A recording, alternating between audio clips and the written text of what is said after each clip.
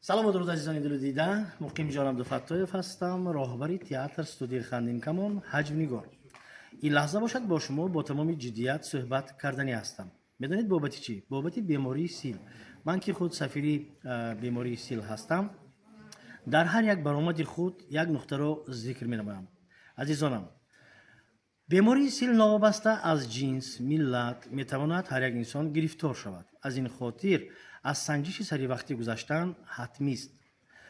ما و شما میدونیم که وقتی شخص بیماری سیل به گرفتار می شود مدتی دراز باید تبابت گیرد. از این خاطر اگر ما و شما از سنجش سری وقتی گذاریم با دل پر فعالیت کاری و زندگی را پیش میبریم. با دستگیری حکومت جمهوری تاجیکستان و ساحه تندرستی و البته ما و شما میتوانیم از بالای این بیماری غالبیت را به دست آورده باشیم. بیمار نشوید. مقیم جان عبدالفتاح، شهری خوجند.